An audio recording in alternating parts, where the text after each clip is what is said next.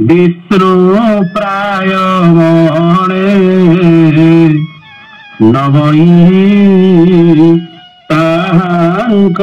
चरणे समस्त विष्णु भाव चिंता करी समस्त चरणारविंदर पुनर्बार मथामत पूर्वक प्रभुंकर से अमीय गाथा अमीय व्यवस्था को आलोचना करने प्रयास करुछि। भगवान निजे कहले मोहर लोहिले करुणा ब्रह्मा शंकर हंति मणा मुझको हुई सदय ज्ञानता हृदय हे भगवान देव देवेश शरणागत वत्सल कृपया देहि मे शक्ति तव लीलानुवर्णने। महाप्रभु हे जगन्नाथ हे बलियार भुज हे कोटि ब्रह्मांड नायक हे जगन्नाथ जगतपति आपणकर करुणा नहले आपण कथा कहवा किंचन समर्थ किभली भाव रे हम। तो सज्जन आजिर जो प्रसंग ये प्रसंग रे आमर गुरुदेव गोटे थर आलोचना करथिले तथापि कहीं मुझे जानी आज पुणी जगन्नाथ इच्छा रे आज पुनर्बार जगन्नाथ कथा कारण आपण मान कही जगन्नाथ जब निजे न चाहिए ताले तांको कथा तांको गाथा तांकर आलोचना ये जीव पाखे करवा असंभव। तेणु आज जो भागवत श्रीमद भागवत विभाति सर्ववेदेषु गतिरसंहलौकिकी गरिष्ठं सर्वशास्त्रेषु तरणिर्जो भवाम्बुधौ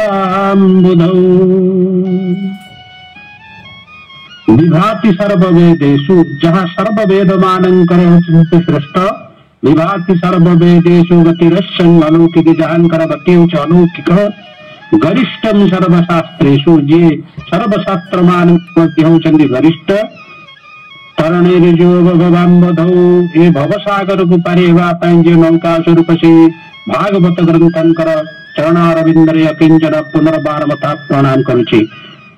सर्व वेदांत सार ही श्रीमद भागवत मिश्यते ये भागवत होती सर्व वेद मानंकर सार जहाँ सुखताल आज आम गुरुदेव अछंती एवं सुख महामुनि श्रवण करथिले माँ पार्वती श्रवण करथिले भगवान शंकर से श्रवण करी जहाँ ग्रहण करते व्यासदेव द्वादश स्कंधरे 335 अध्याय 18,000 श्लोक वर्णना करिसेंती। आमर ओडियार व्यास अति बड़ी जगन्नाथ दास ताको अति सुंदर सावलील नवाक्षरी छंदरे 342 अध्याय पूर्णांग करिसेंती 27,160 नवाक्षरी पद देकरी। ये बड़ी जो भागवत जहाँ मां उद्दिष्ट कपिलेश्वरपुर ग्रामर ब्राह्मण परिवार जन्म ग्रहण करिथिबा पंडित जगन्नाथ दास जे पंच सखार अन्यतम जे निजे होइछंती अदक्षज मूर्ति जे जहाँ गजपति पाखरे अविदित हो पारला नाही से निजे पुरुष एवं निजे नारी एवं जे ए ओडिया जाति को आज विश्व दरबार परिचित करि परिछंती से जगन्नाथ दासंकर अमीय वाणी रे आपण माने देखिबे आपण माने श्रवण करिवे आपण माने जानिछंती सुनिछंती ज्ञानी विज्ञानी पंडित समस्त उपस्थित भगवान जगन्नाथंकर नाम को तांकर निज भणती छाड़िकी 47 रु 48 थर जगन्नाथ दासन तांका उड़िया भागवत रे सेटा को उल्लेख करिसेंती जगन्नाथ नाम। आपण देखिए प्रथम स्कंधरे 3 थर द्वितीय स्कंदरे थरे तृतीय स्कंदरे 7 थर चतुर्थ स्कंदरे थरे पंचम स्कंदरे थरे षष्ठ स्कंदरे 1 थर सप्तम स्कंदरे थरे अष्टम स्कंदरे 5 थर नवम स्कंदरे नाही दशम स्कंदरे प्राय 22 रु 23 थर एकादश स्कंदरे 3 थर एवं द्वादश स्कंदरे द्विथर जगन्नाथ नाम उच्चारण कराई विभिन्न प्रसंग से संपर्क आपण मान अवगत करने किंचन प्रयास कर। प्रथम हूँ प्रथम स्कंद। आपण मान प्रथम स्कंदर जो मुनि ऋषि मैंने नमिषारण्य बसिले सुख महामुनि ठार से श्रवण कर ऋषि मैंने पचारुंट कले कि प्रयोजने जगन्नाथ गोविंद देवकी उदरे संभूत गोविंद से तू सुध चीते गोविंद आम्भे पचारु जनहिते गोविंद। प्रथम अध्याय 12 नंबर श्लोक प्रथम स्कंद। ऋषि मान एकथा प्रथम जगन्नाथ शब्द को उच्चारण करिसेंती। द्वितीय से प्रथम स्कंदरे आपण एकादश अवतार कथा जो वर्णना करा सेतेबेले जगन्नाथ दास सुंदर मात्र लिखिंट से काले गोविंद जन्मी में कलकी अवतारे गोविंद मनहु वेग बलवंत गोविंद अश्वारोही जगन्नाथ गोविंद नंदक खड़ग करे हरि गोविंद दुष्टराजांकु वेदे मारी गोविंद। सेभली भाव ये है प्रथम स्कंदर 25 नंबर श्लोक तृतीय अध्याय भगवान से कथा कहते से कहते अल्प प्रजा जन शेष आउ रखिबे प्रभु पीतवास। 19 स्कंदर 8म अध्याय 9 नंबर श्लोक जिते अश्वत्थमा ब्रह्मास्त्र रक्षा पाइबा उत्तरा मां निवेदन करिसेंती सेतेबेले सुंदर भाव डाकिसेंती कहले हे देव देव जगन्नाथ आउ भारानी बारे तू ही जात आउ नाथ नाथ भाव राही मोते संकटू कर त्राही।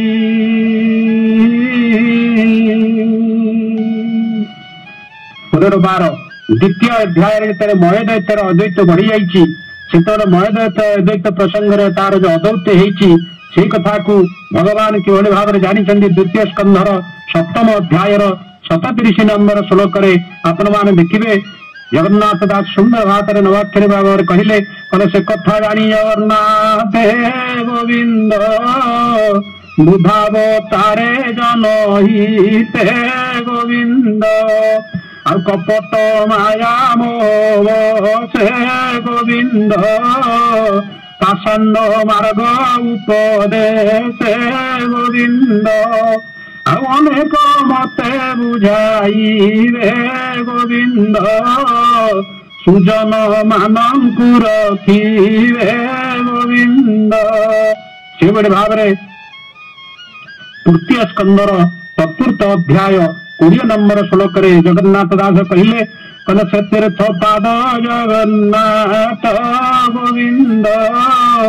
मोहर भावे आराधित गोविंद। जिते मोहग्रस्त माया ग्रस्त हो जाए जीव से मनुष्य प्रसंग में भगवान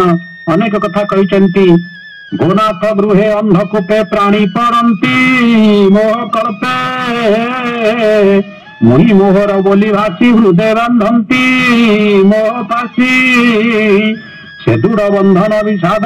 हेले खंडई तोर पाद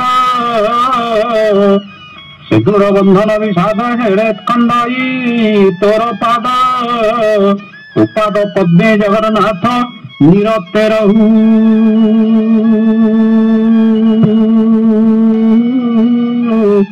आंबचित। तृतीय अध्याय तृतीय स्कंध पंचम अध्याय 43 नंबर श्लोक। से तृतीय अध्याय से पंचम स्कंदर 50 नंबर श्लोक कहले कोल तोहर तहु आम्भे जात गोविंद महत आदि जगन्नाथ गोविंद तो ज्ञासीरे ज्ञानी भावे गोविंद कति करिबे गोविंद आम्भंकु दिव्य चक्षु दे गोविंद तोर व्यापारे तू ही गोविंद। पुनर्बार जिते मुनिजन मान स्वयं विष्णु दर्शन देइछन्ति आपण मानकर 48 एवं 49 श्लोक आप देखिए तो जस शुणी कर्ण मार्गे तो नाम शुणी जीव अग्रे तोर चरण हेउरती आम्भर जड़ा बुद्धिमती वचन तो चरण रहु तुलसी प्राय शोभा पाऊ सगुण गणे कर्ण पथ श्रवणे पुरु जगन्नाथ। पुनर्बार से अध्याय 54 नंबर श्लोक कहले कले भुनाथ कमलार मण अनादि परम कारण तुरूप देखाई पवित्र कुतार्थ खलु आम्भ नेत्र। यही भाव में भगवान संपर्क जगन्नाथ संपर्क हिरण्याक्ष एवं विष्णुंकर जिते युद्ध होती सेतबेले तृतीय स्कंधर 19 अध्याय 14 नंबर श्लोक कहले कले से सुर गगन प्रकाशे ज्वलंत अग्नि प्राय दिशे ता देखी प्रभु जगन्नाथ सुतीक्ष्ण चक्र घेनी हस्त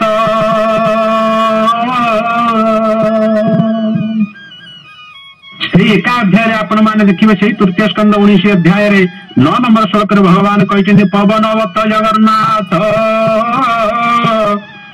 पादे हरिले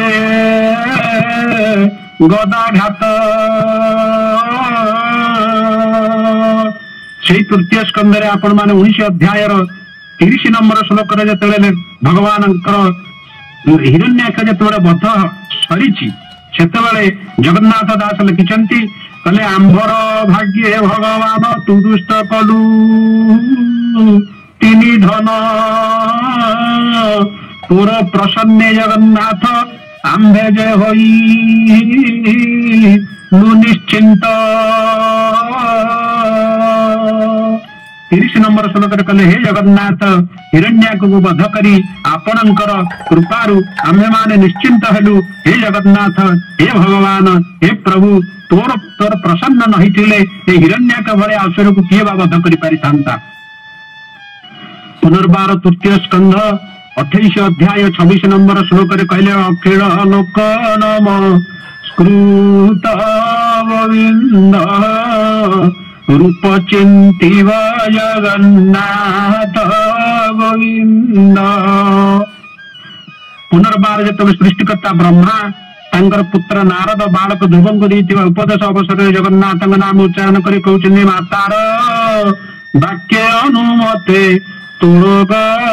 मन तपर्थे दुसाध्य विष्णु आराधन कल्पान्ते फुटी मुनिजन अद्यापि न पाइले अंत तुकिल भिभु जगन्नाथ तुकिल भिभु जगन्नाथ तुकिल भिभु जगन्नाथ। माँ सुरुचि पुत्र ध्रुव को कहउछन्ति हे पुओ हे पुत्र ये होचन्ति विष्णु आराधन हो बड़ दुसाध्य ये कल्प पर्यंत मुनिजन मानकर जहाँ को पाऊना जेहांकर आदि अंत नाही से अद्यापि न पाइले अंत तुकी लभिबु जगन्नाथ। ध्रुव को परम उपदेश देइछन्ति श्री नीलाचलनाथ प्रभु जगन्नाथ परम ब्रह्म संपर्क अनादि अनंत एवं निरंजन ये कथा भगवान संपर्क जगन्नाथ दास सुंदर भाव में पंचम स्कंदर 24 अध्याय 19 नंबर श्लोक कहते से सर्वबीज भगवान गोविंद परम आत्मा सुख ब्रह्म गोविंद जे तीर्थ पद जगन्नाथ गोविंद सकल देश काल पात्र गोविंद ଆଉ ତାହାଙ୍କୁ ଶ୍ରଦ୍ଧା ଯୁକ୍ତ ହୋଇ ଗୋବିନ୍ଦ ସ୍ଥିର ମନରେ ଭୂମି ଦେଇ ଗୋବିନ୍ଦ। ପୁନର୍ବାର ଷଷ୍ଠ ସ୍କନ୍ଧରେ ନବମ ଅଧ୍ୟାୟ 33 ନମ୍ବର ଶ୍ଲୋକ। ଭଗବାନ ବ୍ରହ୍ମାଣ୍ଡର ସକଳ କଲ୍ୟାଣ ମୂଳ ଆଦି ପୁରୁଷ ଭାବରେ ଯେତେବେଳେ ତାଙ୍କୁ ବର୍ଣ୍ଣନା କରାଯାଇଛି, ଜଗନ୍ନାଥ ସମ୍ପର୍କରେ ଭଗବାନ ଜଗନ୍ନାଥ ଦାସ ସୁନ୍ଦର ଭାବରେ ଲେଖିଛନ୍ତି, ହେ ଭଗବାନ ବାସୁଦେବ ନାରାୟଣ ମହାନୁଭବ ଆଉ ଆଦି ପୁରୁଷ ସର୍ବେଶ୍ୱର କେବଳ ଜଗତ ଆଧାର ଆଉ ପରମହଂସ ଲକ୍ଷ୍ମୀକାନ୍ତ ଜଗଜୀବନ ଜଗନ୍ନାଥ ଜଗଜୀବନ ଜଗନ୍ନାଥ ଆଉ ଭୂନାଥ ପରମ ମଙ୍ଗଳ ପରମ କଲ୍ୟାଣର ମୂଳ। ପୁନର୍ବାର ଉଦାହରଣ ଦେଖି କୃଷ୍ଣ ଭକ୍ତ ଏବଂ ସେମାନଙ୍କର ଭକ୍ତି କଥା ସମ୍ପର୍କରେ ଭଗବାନ ଜଗନ୍ନାଥ ଦାସ ଜଗନ୍ନାଥଙ୍କର ସମ୍ପର୍କରେ ଉଚ୍ଚାରଣ କରିଛନ୍ତି। ଶ୍ରୀମଦ୍ ଭାଗବତରେ ଆପଣମାନେ ଶ୍ରବଣ କରୁଛନ୍ତି। ପରମ ଶାସ୍ତ୍ର ଭାଗବତ ଅଭ୍ୟାସ କରୁଥିବେ ନିତ ତୁଣ୍ଡେ ବୋଲଇ ହରେ ହରି ହେ ଜଗନ୍ନାଥ ଦଇତାରି ହେ ନାରାୟଣ ଯଦୁପତି ଭବସାଗରୁ କରଗତି ହୃଦୟ ଗୋବିନ୍ଦ ନାମ ଚିନ୍ତି ନିର୍ଲଜ ପ୍ରାୟ ବହେମତି। ତେଣୁ ସେହି କୃଷ୍ଣ ଉପାସକ ବର୍ଗେ ଜଗନ୍ନାଥ ଉପାସକ ବର୍ଗେ ଆପଣମାନେ ଶ୍ରବଣ କରନ୍ତୁ। ସପ୍ତମ ସ୍କନ୍ଧ ସପ୍ତମ ଅଧ୍ୟାୟର 35 ନମ୍ବର ଶ୍ଲୋକରେ ଭଗବାନ ଏଇଭଳି ଭାବରେ ଜଗନ୍ନାଥଙ୍କର ଲେଖିଛନ୍ତି, ତୁଣ୍ଡେ ବୋଲଇ ହରି ହରି ହେ ଜଗନ୍ନାଥ ଦଇତାରି ଓ ଜଗନ୍ନାଥ ଦଇତାରି। ପୁନର୍ବାର ଆପଣମାନେ ସେହି ସପ୍ତମ ଅଧ୍ୟାୟର ସମୁଦ୍ର ମନ୍ଥନ ପ୍ରସଙ୍ଗରେ ଯେତେବେଳେ ଆଲୋଚନା କରିଛନ୍ତି ଜଗନ୍ନାଥ ଦାସ, ସେ କହିଛନ୍ତି କ୍ଷୀର ସମୁଦ୍ରେ ଶୀତବାତ ଗୋବିନ୍ଦ ଆଉ ତେଣୁ ଥିଲେ ଜଗନ୍ନାଥ ଗୋବିନ୍ଦ। ଦେବାସୁର ମାନଙ୍କର ଯେତେବେଳେ ଦ୍ୱନ୍ଦ୍ୱ ହେଇଛି, ନିର୍ମଳ ଆଉ ନିର୍ବଳ ଦେବତା ମାନଙ୍କର ନିଜର ପ୍ରାର୍ଥନା ସ୍ୱରୂପକୁ ଜଗନ୍ନାଥ ଭାବରେ ଜଗନ୍ନାଥ ଦାସ ଉଲ୍ଲେଖ କରିଛନ୍ତି, ବୋଲନ୍ତି ରଖ ନାରାୟଣ ଘୋର ସଙ୍କଟୁ ଆମ୍ଭ ପ୍ରାଣ ଅମୃତ ଭକ୍ଷିଲେ ଅଛୁରେ ଆମ୍ଭେ କି ଥିବୁ ସ୍ୱର୍ଗପୁରେ ନିଶ୍ଚୟ ହୋଇଲୁ ଅନାଥ ଶରଣ ରଖ ଜଗନ୍ନାଥ ଶରଣ ରଖ ଜଗନ୍ନାଥ। ଦେବତା ମାନେ ସ୍ତୁତି କରୁଛନ୍ତି, ହେ ପ୍ରଭୁ ଆପଣଙ୍କର ଯଦି କୃପା ନ ହେଲା, ଆପଣ ଯଦି ଆମକୁ ଏହି ସଙ୍କଟରୁ ଧାରଣ କରିପାରିଲେ, ଯଦି ଅମୃତ ଯାହା ସମୁଦ୍ର ମନ୍ଥନରୁ ବାହାରିବ ତାକୁ ଯଦି ଦେବତା ମାନେ ନ ପାଇକିରି ଅସୁର ମାନେ ନେଇଗଲେ ଭକ୍ଷଣ କରି ପକେଇଲେ, ତାହେଲେ ଆମେ କି ଆଉ କଣ ସ୍ୱର୍ଗପୁରେ ରହିବୁ? ତେଣୁ ହେ ଜଗନ୍ନାଥ ନିଶ୍ଚୟ ହୋଇଲୁ ଅନାଥ। ଆମେ ଅନାଥ ହେଇଗଲୁ, କାରଣ ଅନାଥସ୍ତୁ ଜଗନ୍ନାଥ ନାଥସ୍ତୁ ତେନ ସଂଶୟ ଯସ୍ୟ ନାଥ ଜଗନ୍ନାଥ ତସ୍ୟ ଦୁର୍ଗତଂ ପ୍ରଭୋ ଯସ୍ୟ ନାଥ ଜଗନ୍ନାଥ ତସ୍ୟ ଦୁର୍ଗତଂ ପ୍ରଭୁ। ଥରେ ଯିଏ ଭଗବାନଙ୍କ ନାଥ ବୋଲି ବିଚାର କରିଦେଲା, ଆମେ ସେଇଥିପାଇଁ ସମସ୍ତେ କହୁଛେ ଜଗନ୍ନାଥ ସ୍ୱାମୀ ନୟନ ପଥଗାମୀ ଭବତୁମେ। କିଏ ବ୍ରହ୍ମାଣ୍ଡ ନାଥ ହେଇପାରେ, କିଏ ବିଶ୍ୱନାଥ ହେଇପାରେ, କିଏ ଜଗତନାଥ ହେଇପାରେ, କିନ୍ତୁ ଜଗତନାଥ ଏ ସମନ୍ଦ ବିଶ୍ୱ ବ୍ରହ୍ମାଣ୍ଡର ଯେତେ ତଳାତଳ ରାସାଳ ପାତାଳ ସ୍ୱର୍ଗ ମର୍ତ୍ୟ ଭୂ ଲୋକ ସବୁ ସମଗ୍ର ବ୍ରହ୍ମାଣ୍ଡ ବିଶ୍ୱ ବ୍ରହ୍ମାଣ୍ଡର ଯିଏ ନାୟକ ସେ ଜଗନ୍ନାଥ। ସିଏ ଯଦି ନାଥ ସମସ୍ତଙ୍କର, ଜଗନ୍ନାଥ ସ୍ୱାମୀ ନୟନ ପଥଗାମୀ ଭବତୁମେ। 37 ନମ୍ବର ଅଷ୍ଟମ ସ୍କନ୍ଧର ଅଷ୍ଟମ ଅଧ୍ୟାୟର 37 ନମ୍ବର ଶ୍ଲୋକରେ ଦେବତା ମାନଙ୍କର ଏଇଭଳି ଭାବରେ ସମୁଦ୍ର ମନ୍ଥନ ବେଳେ ଜଗନ୍ନାଥ ଦାସ ଲେଖିଛନ୍ତି। ପୁନର୍ବାର ସେହି ଅଷ୍ଟମ ସ୍କନ୍ଧରେ ନବମ ଅଧ୍ୟାୟରେ 1 ନମ୍ବର ଶ୍ଲୋକରେ କହିଲେ, କଲୟମନ୍ତେ ଶୁଣ ପରୀକ୍ଷିତ ମୋହିନୀ ରୂପେ ଜଗନ୍ନାଥ ମିଳିଲେ ଅସୁରଙ୍କ ପାଛେ ଅମୃତ ହରଣ ବିଶ୍ୱାସେ। ଯେତେବେଳେ ଭଗବାନ ମୋହିନୀ ରୂପ ହେଇକିରି ଅମୃତ ବାଣ୍ଟିବା ପାଇଁ ଗଲେ, ସେତେବେଳେ ଜଗନ୍ନାଥ ଦାସ ସୁନ୍ଦର ମାତ୍ରରେ ନବାକ୍ଷରୀ ଛନ୍ଦରେ ଆମମାନଙ୍କୁ ଜଣେଇଛନ୍ତି, ଭଗବାନ ଏକ ବିଶ୍ୱ ମୋହିନୀ ରୂପ ହେଇକିରି ସମସ୍ତଙ୍କର ମନହରଣ କରିବା ପାଇଁ ଦେବତା ମାନଙ୍କୁ अमृत प्रदान करने जो माया मोहिनी विश्व मोहिनी रूप होकर असुर मान पाखे रहिले एमंते शुण परिचित हे परिचित महाराज सुख कहते हे परिचित महाराज तुम श्रवण कर जगन्नाथ कौन कले ना एमंते शुण परिचित मोहिनी रूपे जगन्नाथ मिले असुर पासे अमृत हरण विश्वास विश्वास सहित अमृत को हरण करी देवता मान देवाई भगवान निजे जगन्नाथ मत्स्यावतरण कले कौन ना एक नारी रूप विश्व मोहिनी रूप देवासुर मान द्वंद्व है सहजरे समाधान कर पकेले जे निजे मोहिनी रूप होकर अमृत को बांटी पकेले देवता माने अमृत पान कले असुर मान पाई पारानी पुनर्बार आप देखिए देवी अदिति भगवान संपर्क में जो आलोचना होती जनानी कर अदिति आपणकर कपिल अदिति आलोचन भगवान कश्यप एवं अदिति जो आलोचना होती जगन्नाथ दास लिखि कश्यप मुकुया चूड़ी गोविंद अदिति कहे जोड़ी पानी गोविंद ओ नाथ बुद्धि मोते गोविंद हरिंकी से वीर के मंते गोविंद अजे मंत मोर मनोरथ गोविंद सफल करे जगन्नाथ गोविंद पुत्र शिव इंद्र पदे गोविंद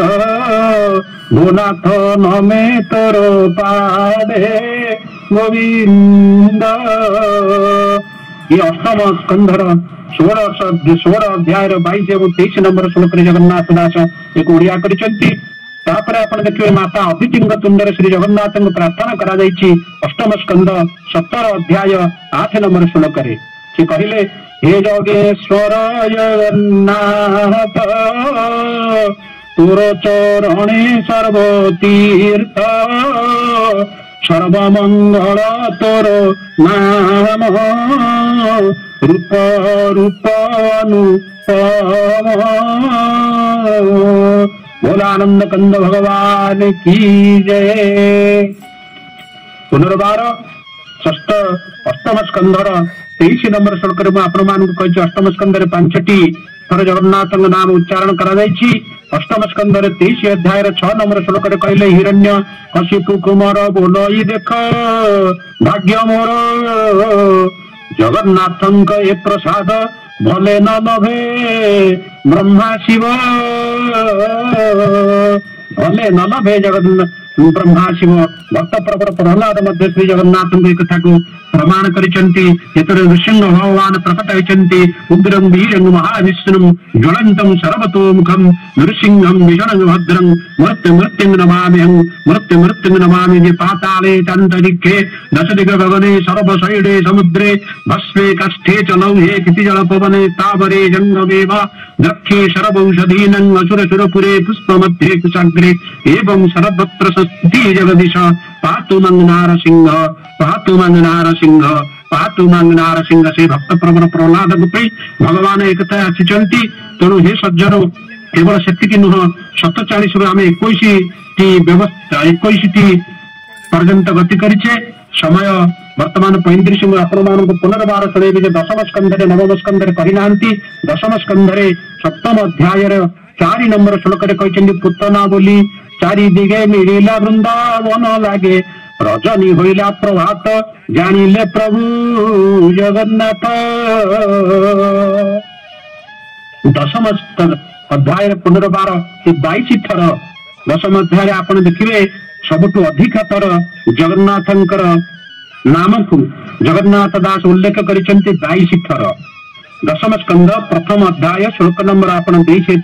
23 प्रभुंकर जन्म संपर्क कहले आपणे प्रभु जगन्नाथ गोविंद देवकी गर्भे हेबे जात गोविंद। पुनर्बार 3य अध्याय दशम स्कंध 28 नंबर श्लोक आप देखिए कहले देवता स्तुति देवता स्तुति संपर्क कहले जगत तोर तहु जात गोविंद लय पालक जगन्नाथ गोविंद।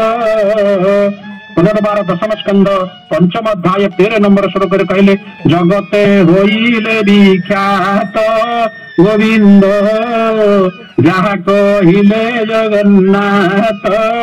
गोविंद। पुनर्बार आपण मान जिते वसुदेव भगवान जमुना कूल नहीं जाऊँगी से जगी पकेले किए सेना उग्रसेन तांकर कर्तव्य करने की कले जेबे तू अतु भगवान गोविंद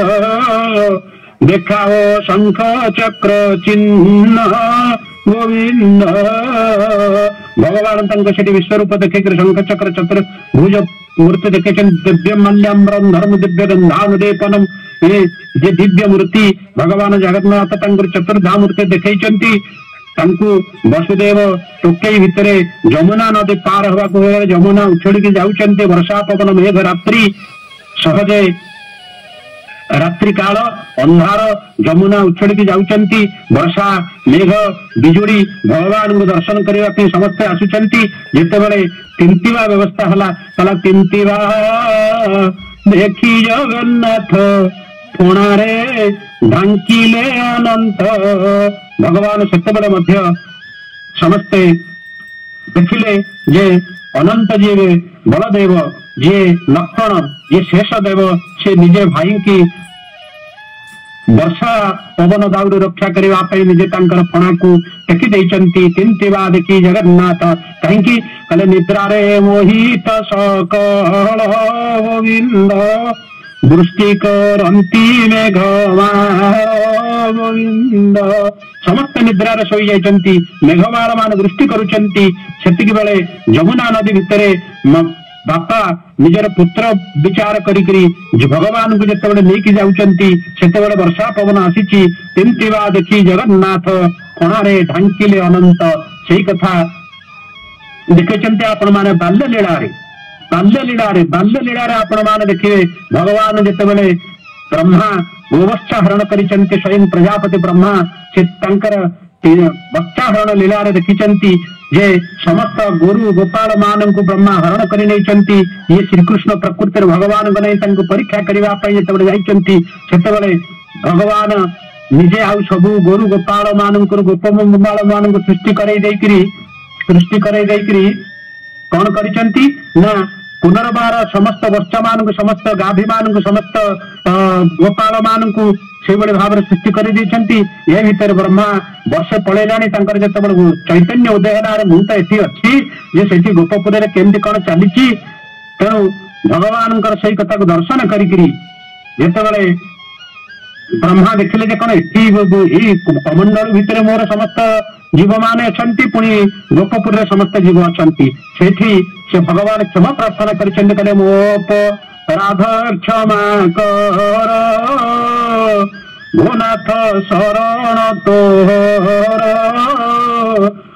तोर रज गुरुजात तू की न जानू जगन्नाथ। हे जगन्नाथ हे जगत बलियार भुज हे प्रभु आपन कौन जानी ना मु आपन सत्व रज तम ये जो तीन गुण भितर आपन रजगुण रु जात होती पुनर्बार कहते तू अंतर जामी जगन्नाथ तोर हे देह जगत आ तो नाभि कमल मुरात तोते भंडिली जगन्नाथ। हे अंतर्यामी हे नारायण हे परम विष्णु हे जगन्नाथ मु आपणकर नाभि कमल मात्र जात मु तोते नचिनी पारिक आपण मान भंडी पकेली मत क्षमा कर प्रभु। ब्रह्मा क्षमा याचना करिसेंते हे जगन्नाथ हे महाबाहु हे बलियार भुज मत टिके क्षमा कर दियंतु मत टिके क्षमा कर दियंतु मत टिके क्षमा कर दियंतु। एक कथा आपण मान दशम स्कंदर 15 अध्याय 39 नंबर श्लोक देखिए। तापर श्रीकृष्ण अन्यतम सेवक तथा भक्तर अक्रूर तुंडे जो अक्रूर जाइंट आने गोपपुर मथुरापुर को से अक्रूर गाइंट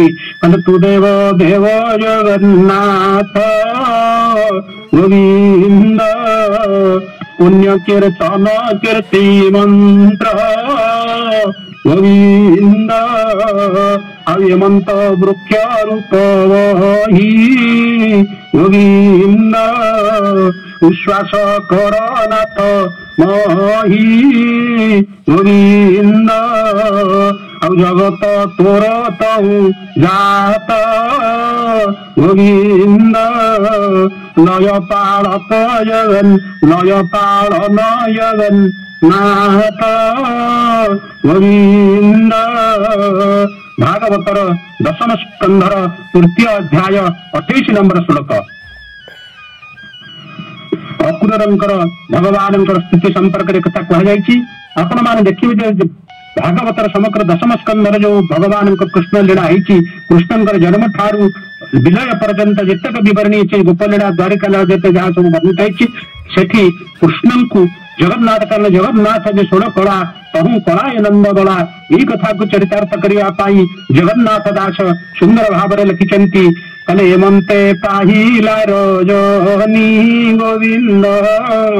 देवकी मुख चाही भणी गोविंद आ तोर उदरे जगन्नाथ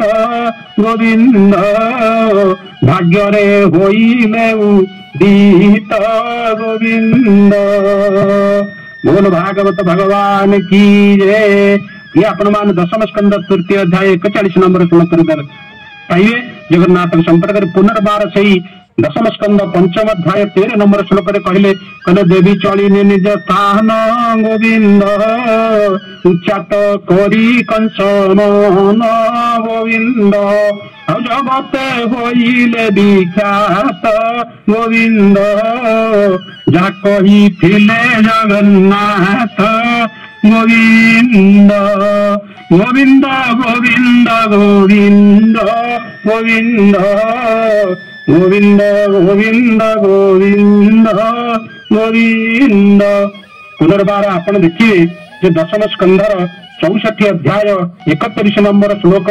जिते समंतक मणि हरण होते उग्रसेन आर्थिक उन्नति पे भगवान परवर्ती काल नरकासुर को वध कर नरकासुर वध पर तार बालक पुत्र को दयादान करने भूमाता सुख यही संपर्क रे जगन्नाथ दास लिखिंट तुमरो नासिलु तनुज गोविंद ए तोर पुत्र देवराज गोविंद हवे जे पुत्र अछि एक गोविंद भूनाथ होइला निरेख गोविंद तो पाद पद्मे अच्छी सोई गोविंद भुज सुगण चिरे देई गोविंद एहाकु रख जगन्नाथ गोविंद सिरे निवेशी पद्महस्त गोविंद सिरे निवेशी पद्महस्त हे जगन्नाथ ये आपणकर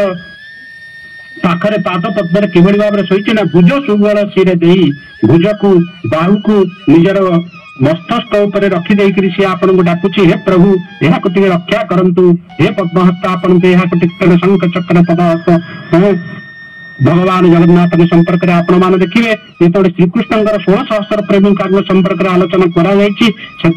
लिखा जापर पंचम दशम स्कंध 66 अध्याय 5 नंबर श्लोक कल रमा रमण जगन्नाथ गोविंद ताहंकु पाई निज कांत गोविंद ब्रह्मादि देव मुनि जति गोविंद जहार मार्गे मोह जानती गोविंद से हरि संग तेजुवती गोविंद आनंदे निरतेर मंती गोविंद। बोल भागवत भगवान की जिते आपंकर कुकला सभा इंदु उद्धार पर जिते नुगर आजार से जगन्नाथ स्थिति आसी से जगन्नाथ दास सुंदर मात्रा लिखिं आपण मैंने श्रवण करेंगे तु देव देव जगन्नाथ गोविंद सुहृद आत्मा दैवत गोविंद गोविंद पुरुष उत्तम गोविंद हे ऋषि केश नारायण गोविंद अभय अच्युत प्रकाश तोर चरित पुण्य जस दशम स्कंध 70 अध्याय 37 नंबर श्लोक। दशम स्कंध 70 अध्याय 37 नंबर श्लोक रे तापर जरासंध मध्य जिते आपण मान श्रीकृष्ण स्थान में जिते जगन्नाथ नाम उल्लेख कर जगन्नाथ दास ये लिखिं तक्षणे पार्थ जगन्नाथ धइले वृकोदर हस्त जयस बदे नरहरि भीमकु आलिंगन करी। दशम स्कंध 77 अध्याय 47 नंबर श्लोक। तो सेठी पुनर्बार वसुदेव नारद को कहते शुणसु मने जदो वीर निर्मल वचन आंधर परम भक्ति भाव भरी पूर्वे पूजिलु नरहरि अनादि प्रभु जगन्नाथ अनादि प्रभु जगन्नाथ तोहर पुत्र रूपे जात।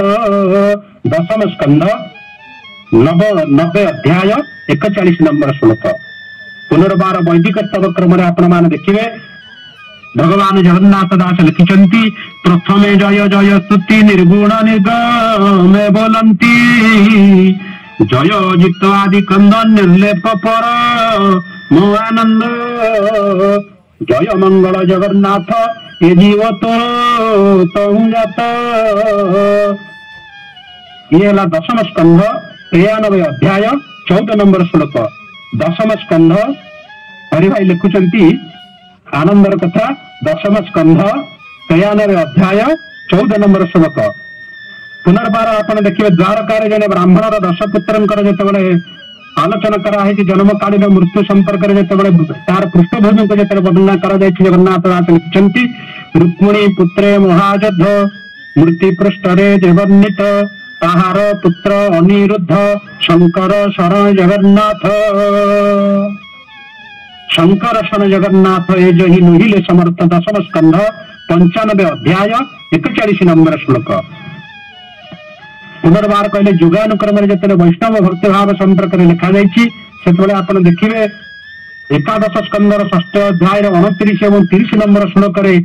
जगन्नाथ दास लिखिं से सर्व देवमय हरि हेमंत नामे स्तुति करी श्री वासुदेव नमस्तुते शंकर शण बोली तोते प्रदिन्न अनिरुद्ध रही चतुस्वरूपे एक देही नमस्ते प्रभु जगन्नाथ जार शरीरु हे जगत तु नारायण ऋषि रूपी महापुरुष विश्वव्यापी द्वापर जुगे यही रूपे विष्णु को पूजन्ति जगते। 29-30 नंबर श्लोक एकादश स्कंध 6 अध्याय रे जगन्नाथ दास ये भाव में भगवान जगन्नाथ ठारू ए संसार सृष्टि बोली वर्णना करिसेंती। पुनर्बार समय बढ़ी चली श्रीकृष्ण अवतारी पुरुष भाव में काल बयस स्थिर कर सारी जिते कर्म तर शेष हो जाइए अवसर नेवा बड़ी प्रजापति ब्रह्मा एक कथा कृष्ण को मन पकई तू देव वसुदेव घरे जन मिली देव कि उदरे सतु अधिक 25 तुम्हार पुरी लाभयस मनुष्य भोग पूर्ण होई आउ तो प्रयोजन नाही आउ देवंक कार्य शेष होई निज भुवने चल तुही जादव वंश मही तले मरीबे विप्र साप बळे हे देव देव जगन्नाथ हे ऋषिकेश परमार्थ। एकादश स्कंध 7 अध्याय 26 नंबर श्लोक। एकादश स्कंध 7 अध्याय 26 नंबर श्लोक जगन्नाथ दास कहते पुनर्बार कवि जगन्नाथ दास प्रभु जगन्नाथ कथा प्रसंग कर्म लिखिं उद्धव कहते उद्धव संवाद एकादश स्कंध 15 अध्याय सुन उद्धव वाणी कन्या कोमल मधु रवचने बोलंती प्रभु जगन्नाथ सुन उद्धव ध्यान मत। सती नुह जगन्नाथ दास द्वादश स्कंधरे आपण मान जिते आरंभ स्तुति कर जगन्नाथ से लिखिं हे जगन्नाथ निजस्व वंदना काल से लिखिं जगन्नाथ दास निजे कले नमस्ते हे भक्त वत्सल आदिय नादि विश्वमूल हे जगन्नाथ जगद्भूत सृष्टिपालक हे अच्युत। श्रीमद भागवत शेषर शेष थर पाई श्री जगन्नाथ नाम जगन्नाथ दास ये भाव में नहीं कहले वासुदेवंकु जे प्रकारे गोविंद सेवा करन्ति भक्ति भरे गोविंद श्री जगन्नाथ लक्ष्मीपति गोविंद महिमा देवे न जानन्ति गोविंद महिमा देवे न जानन्ति गोविंद महिमा देवे न जानन्ति गोविंद। आपण मानकर गोटे मिनिट मु अधिका नहीं सारे चेष्टा करी 50 मिनिट भीतर सारे जहा जगन्नाथ इच्छा रत्नाकर स्तव गृहम गृहिणी च पद्मा किंदेयमस्ति भवते पुरुषोत्तमाय आमीर चामनयना हतमानसाय दत्तम मनोजतुपते त्वरितम गृहाण। हे जगन्नाथ आपण पाखे सबू अच्छी कौन आपण पाखे नाही रत्नाकर स्तव गृह आपण गृह हूँ रत्नाकर जे समस्त संपूर्ण रत्नर भंडार जोटी है आपण घर रत्नाकर स्तव गृह गृहिणी च पद्मा महापद्मालया लक्ष्मी पद्मालया पद्मा कमला श्री हरिप्रिया इंदिरा लोकमाता मा क्षीराब्धि तनया रमा आपण मा महालक्ष्मी उचंती अंकशायिनी गृहिणी च पद्मा किंदेयमस्ति भवते पुरुषोत्तम। हे प्रभु आपण को धन रत्न दौलत कौन देवी हे पुरुषोत्तम पौरुषत्व प्रदान करछन्ति आपण निजे होछन्ति पुरुषोत्तम किंदेयमस्ति भवते पुरुषोत्तमाय कौन दे पारिबी आधीर चामनयना हतमानसाय। गोटे कथा प्रभु जानी गोप दांडे गोप नारी माने आभीर माने गोप नारी माने आपणकर चक्षु द्वारा आपणकर मन टी से चोरी कर ये मन आपण पाखे ना दत्तंग मनोजदुपते त्वरितम गृहाण। हे प्रभु मो पाखे आउ कि ना मो मन टी आपन प्रदान करी त्वरित गृहाण डेरी करते महाबाहु। हे बलियार भुज हे जगन्नाथ हे कोटि ब्रह्मांड नायक हे जगन्नाथ हे जगतपति हे श्री क्षेत्रपति हे कोटि उड़ियार मौरमणि हे मणिमा एति मोर मन को ग्रहण कर। जय जगन्नाथ जय जगन्नाथ जय जगन्नाथ।